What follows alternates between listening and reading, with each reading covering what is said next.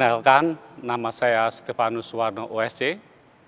Saya sebagai Pastor Kepala Paroki Karawaci Gereja Santo Agustinus. OSC singkatan dari Ordo Sancti Crucis atau lebih akrab di telinga kita Ordo Salib Suci. Provinsi OSC di Indonesia berpusat di Bandung dan provinsial kami sekarang ini adalah Pastor Agustinus Agung Rianto OSC. Sedangkan pimpinan OSC di seluruh dunia berkedudukan di Roma yang dipimpin oleh Magister Jenderal, yaitu sekarang Monsinyur Laurentius Tarpen OSC. Dia berasal dari Indonesia, tepatnya dari Cisatana, Cigugur, Kuningan, Jawa Barat.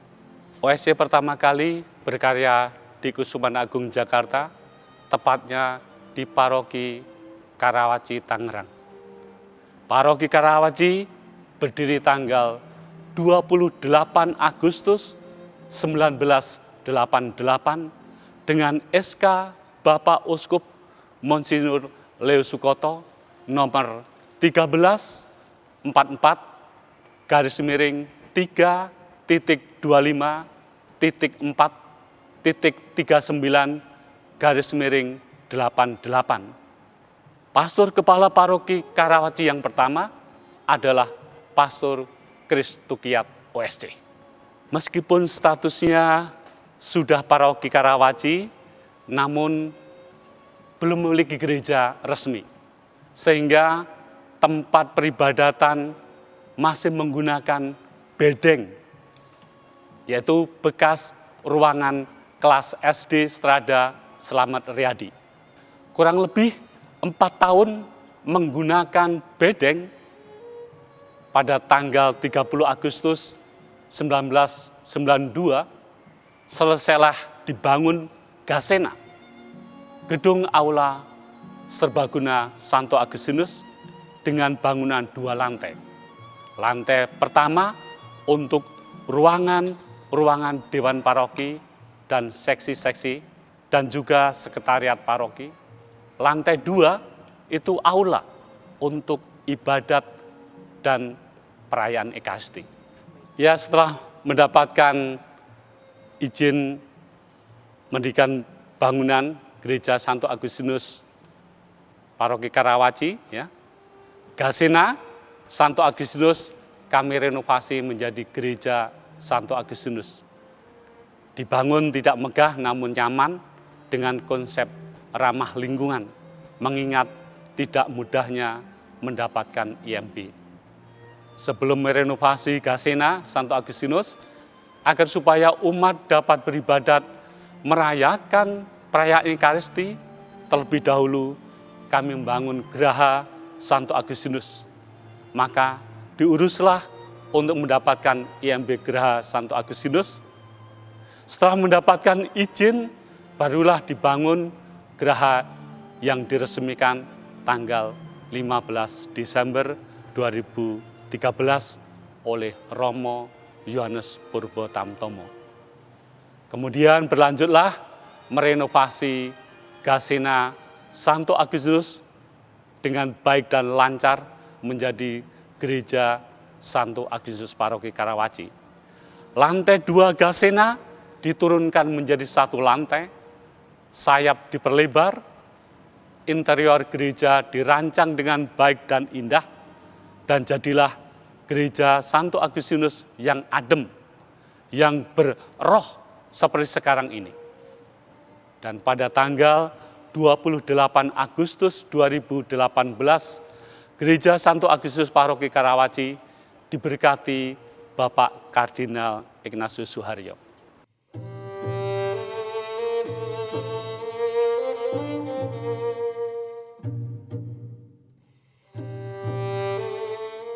Ya, jalan misa di Paroki Karawaci, Gereja Santo Agustinus, yaitu Sabtu sore tanggal pukul 17, kemudian minggunya pukul 5.45, pukul 9 dan 17. Dan juga jadwal misa di stasi Santo Petrus Pasar Kemis Hari Sabtu dan Minggu itu pukul 18. Dan misa harian di paroki ini hari Senin sampai dengan hari Sabtu pukul 5.45 dan dilanjutkan ofisi bersama umat di sini. Ya, perayaan khusus ya, perayaan Hari Raya Natal, perayaan Hari Raya Paskah, dan juga hari ulang tahun paroki. Ada perayaan perkawinan di sini, ada misa UBK, umat berkarunia khusus, ya. Ada misa hari ulang tahun perkawinan, ada misa EKM, Ekaristi Kaum Muda, ada juga misa kategorial, misalnya misa kerahiman ilahi.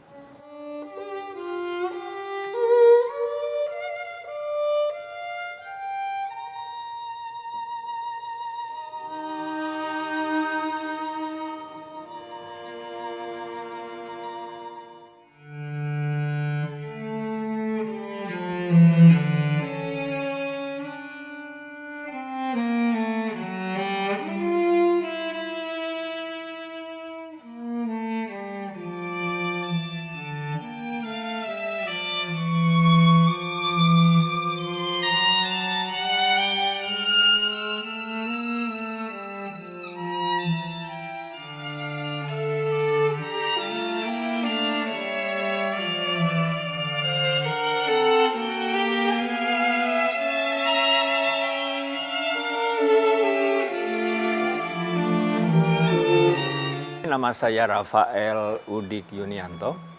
Dahulu saya bagian dari PPG atau Panitia Pembangunan Gereja.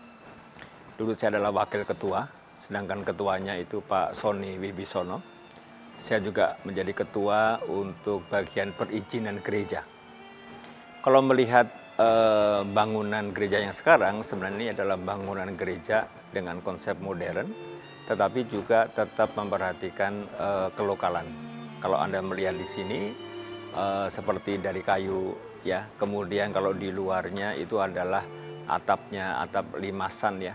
Sebenarnya gereja ini mempertahankan dari bentuk luar yang memang dulu berasal dari gedung serbaguna atau disebutnya Gasena, ya. Nah, dulu gedung serbaguna ini juga dibangun dari bedeng, ya, bedeng yang memang hanya triplek dengan ruangan terbuka, ya, dan bentuknya memang bentuk seperti limasan begitu, ya, di mana terbuka, ya.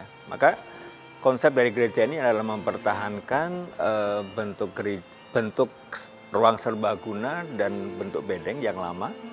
Mengapa demikian? Karena supaya tetap familiar dengan lingkungan, ya, dan juga menyesuaikan diri dengan lingkungan. Sehingga kita tetap mempertahankan bentuk yang lama, ya. Kalau melihat mengenai sebagian besar adalah kayu, karena memang dari awalnya memang dari bedeng dan serbaguna memang didominasi oleh warna-warna kayu. Kalau Anda masuk gereja ini, maka yang pertama kali masuk ke pintu utama itu ada patung Bunda Maria, ya, yang membuka tangannya. Itu menyambut umat yang datang ke gereja, sebagai ibu menyambut anak-anaknya. Dan kemudian ada patung di belakangnya adalah patung Yesus Gembala Baik, seperti mau mengatakan bahwa datanglah anak-anakku ke dalam gerejaku, ya, yang kemudian diletakkan di depan pintu gereja. Kemudian kalau Anda masuk, ya, masuk ke dalam gereja, mungkin yang pertama-tama adalah melihat altar, ya, yang ada di belakang saya ini, altar yang cukup besar, dan itu panti imam namanya, ya, panti imam di mana ada tabernakel, tempat hosti di Yesus ditempatkan, kemudian ada altar untuk misa, disebut panti imam, ya. Dan kalau melihat desain di altarnya ada salib, kemudian ada para malaikat yang kemudian bersembah sujud kepada salib karena lebih memperlihatkan mengenai Yesus yang bangkit. Yesus yang bangkit dengan nyanyian para malaikat, ya. Lalu di atasnya itu ada gambar burung yang adalah gambar melambangkan Roh Kudus, ya. Dan gambar burung ini sebenarnya di belakang gereja ini ada kapel pasturan yang juga memakai lambang Roh Kudus itu. Jadi satu lambang itu dipakai kapel sekaligus untuk gereja. Ya, karena memang Roh Kudus menjadi pusat pusat ibadat kita juga. Nah, kemudian ada bagian umat. Ya, bagian umat itu kapasitas umat itu kalau di fullkan bisa 1.200 umat, ya 1.200 umat. Kemudian di sebelah kiri itu ada 3 kamar pengakuan dosa. Kemudian ada sakristi itu ada tempat persiapan untuk imam, ya, ganti jubah, pakaian dan seterusnya. Kemudian di sebelah kiri saya ini ada audiovisual untuk komsos, ya, audiovisual untuk komsos. Lalu di pojok sebelah panti imam itu ada 2 patung Maria dan patung La Pieta, di mana Maria Ibu Maria membangku Yesus yang setelah disalibkan. Itu untuk umat yang biasanya punya devosi khusus kepada Ibu Maria dan juga kepada kesedihan Maria melalui patung La Pieta. Di luar bangunan gereja yang pertama-tama terlihat paling besar adalah Gerha Santo Agustinus. Itu adalah aula. Kemudian ada kantor-kantor untuk semacam seksi-seksi, ya, pelayanan ada kantor-kantor. Kemudian ada pastoran tempat pastor berdiam dan juga untuk bekerja di sana. Ada sekretariat untuk paroki.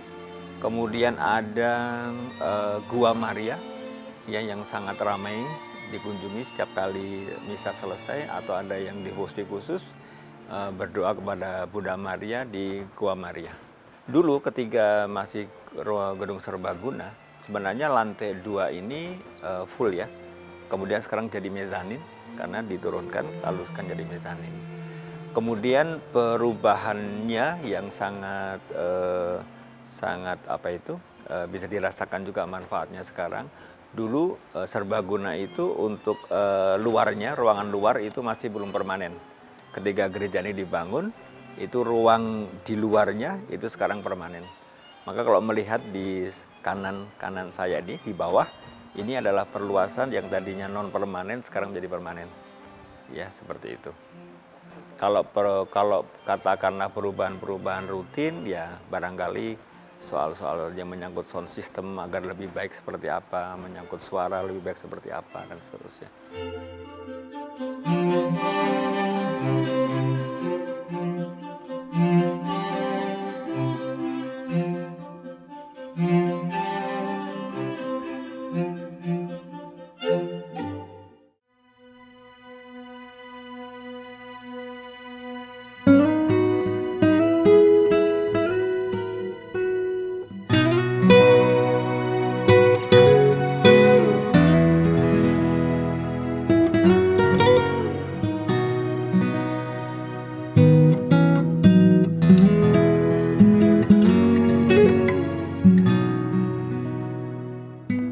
Nama kepanjangan saya Stephen Joni Widarto Suwandi, biasa dipanggil Joni. Saat ini saya menjabat sebagai Wakil Ketua 1. Untuk kepengurusan gereja kami lebih dikenal dengan sebutan Dewan Paroki. Dewan Paroki itu terdiri dari 3 bagian. Yang pertama adalah Dewan Paroki Harian, kemudian kedua Dewan Paroki Inti, dan yang ketiga adalah Dewan Paroki Pleno. Dewan Paroki Harian dipimpin oleh pastor kepala dan 2 pastor rekan, serta ada wakil ketua, sekretaris, bendahara, dan para koordinator bidang. Jadi untuk Dewan Paroki Inti terdiri dari seluruh anggota Dewan Paroki Harian, ditambah dengan 18 koordinator wilayah dan para ketua seksi. Untuk Dewan Paroki Pleno, itu seluruh anggota Dewan Paroki Inti ditambah dengan 100 ketua lingkungan, kemudian para ketua kategorial, dan juga ketua komunitas biara. Sesuai dengan pedoman dasar Dewan Paroki, bahwa masa kepengurusan kami Dewan Paroki itu adalah selama 3 tahun dan boleh dipilih 2 periode untuk jabatan yang sama. Ada beberapa bidang pelayanan yang menjadi tugas dan tanggung jawab Dewan Paroki. Yang pertama adalah bidang peribadatan, kemudian bidang persekutuan, bidang pewartaan, bidang pelayanan, dan bidang kesaksian. Dan juga ada bidang perencanaan dan evaluasi, serta bidang teritorial dan kategorial. Kemudian ada bidang litbang, dan yang terakhir adalah bidang pelatihan dan kaderisasi. Untuk kegiatan di paroki kami, Dewan Paroki itu mempunyai beberapa kegiatan ya. Yang utama adalah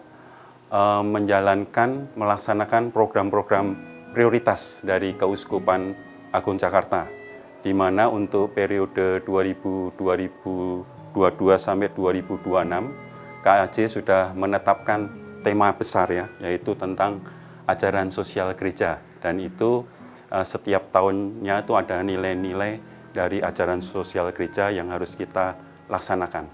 Kemudian kita juga menjalankan program rutin yang biasa disebut sebagai program karya umum. Lalu kami juga mempunyai program unggulan ya. Jadi paroki kami itu sejak 2020 sudah membentuk satu tim yang dinamakan Rumah Berbagi. Rumah Berbagi ini ada beberapa subtim. Yang pertama adalah tim memasak, di mana itu untuk membantu keluarga-keluarga prasejahtera, dan juga kita punya tim menjahit. Ya, kita menjahit baju untuk membantu mereka. Dan juga kami punya tim usaha. Tim usaha ini berfungsi untuk mengembangkan UMKM. Dan kami punya salah satu aset paroki di Perum sana, itu digunakan untuk usaha yang kita sebut pakar. Pakar itu adalah paroki Karawaci. Jadi ada namanya Rumah Angkringan Pakar. Itu adalah usaha dari UMKM yang ada di umat kami. Kemudian kami juga punya tim keuangan. Tim keuangan ini membantu untuk pinjamannya tanpa bunga, dan untuk juga usaha-usaha mikro kita berikan bantuan modal. Jadi pada prinsipnya Rumah Berbagi itu untuk membantu keluarga-keluarga prasejahtera yang kalau dari KAJ disebutkan keluarga yang LKMTD ya, lemah, kecil, miskin, terabaikan, dan disabilitas. Dan juga kita membantu sebagian warga yang ada di seputar gereja.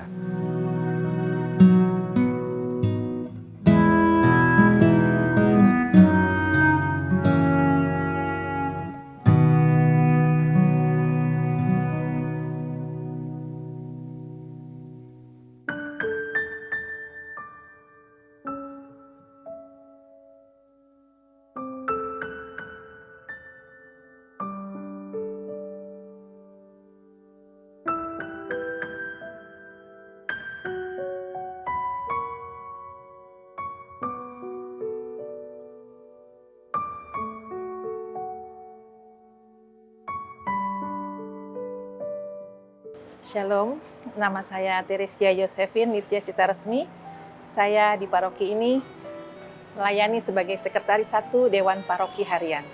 Untuk perkembangan jemaat di gereja paroki Santo Agustinus ini, kami melihat dari jumlah baptisan. Setiap tahun, paroki kami mengadakan baptisan untuk anak dan dewasa sebanyak 3 kali, yaitu pada saat Paskah, kemudian HUT paroki di bulan Agustus, dan saat Natal. Biasanya kurang lebih setiap event baptis dewasa dan anak, kurang lebih ada 25 orang yang ikut serta. Selain itu, juga ada baptisan bayi. Di paroki kami, setahun kami mengadakan 5 kali baptisan bayi. dan pesertanya pun kami batasi dengan jumlah 25 orang. Untuk macam-macam umat yang beribadah di paroki kami, di sini tuh sangat beragam. Jadi ada dari suku Batak, kemudian dari Manado, Makassar, dari keturunan juga, lalu suku Jawa, Sunda, dan dari Timor. Nah, di sini tuh memang kami banyak sekali gabungan dari beberapa suku. Untuk demografi mayoritas 60% itu adalah usia produktif, usia 25 sampai dengan 59 tahun. Kemudian di posisi kedua itu ada lansia sekitar 25% dan sisanya adalah anak-anak dan remaja. Domisili Paroki Karawaci berada di kawasan Perum Perumnas Karawaci. Lingkup pelayanan paroki kami selain di Perum Perumnas Karawaci, kami juga ada di Cimone, di Lipo Utara dan sekitarnya, kemudian di Imam Bonjol, Jati Uwung, kemudian di Priuk, dan sebagian daerah di Pasar Kemis. Paroki kami melayani 18 kelurahan dan 8 kecamatan yang sebagian masuk ke Kabupaten Tangerang. Di paroki kami, kami mempunyai 11 komunitas. Kita mulai daripada yang tertua dulu. Untuk lansia, kita namakan Adi Yosua.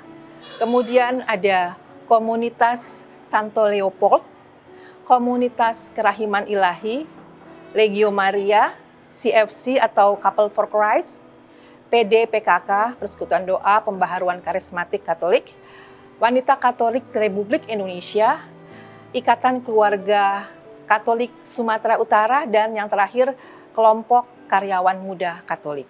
Nah, kegiatan-kegiatan yang dilakukan oleh para kelompok kategorial ini ada beberapa, contohnya mengunjungi lapas, lalu panti asuhan, kemudian panti jompo, dan untuk lansia biasanya mereka tuh mengunjungi teman-teman lansia yang sakit dan yang meninggal. Selain itu juga mereka mengadakan rekoleksi dan berziarah ke beberapa tempat. Lalu dari Wanita Katolik Republik Indonesia, mereka juga melakukan bakti sosial kepada warga sekitar dan melakukan seminar penyuluhan kepada kelompok-kelompok PKK di sekitar gereja. Nah, untuk kelompok Santo Leopold, mereka menyantuni anak-anak dari keluarga yang kurang mampu dan juga mengunjungi lapas seperti halnya yang dilakukan oleh Legio Maria. Untuk toleransi yang terjadi di paroki kami itu ada toleransi dari lingkup lingkungan, kemudian dari paroki. Dari Keuskupan Agung Jakarta itu meminta semua paroki agar mencerminkan wajah kasih Allah kepada sesama. Maka kami di lingkungan pun melakukan kegiatan-kegiatan yang bersifat membagi kasih kepada sesama. Contohnya pada saat bulan puasa, kami membagikan tajil kepada warga-warga di sekitar tempat tinggal kami. Lalu selain itu, pada saat Idul Fitri dan Idul Adha, ada beberapa dari umat lingkungan kami itu menjaga keamanan dan perparkiran, sehingga teman-teman kami yang Muslim sedang sholat Idul Adha dan Idul Fitri, mereka tenang. Kondisi perparkiran motor mereka aman dan bisa mereka nyaman, tidak perlu harus khawatir kendaraan mereka hilang. Itu dua hal pertama. Kemudian ada juga warga kami, lingkungan kami yang membersihkan rumah warga sekitar yang kebetulan orang tidak mampu dan mengecat. Jadi dia membersihkan sekaligus mengecat rumah dari warga sekitar yang tidak mampu.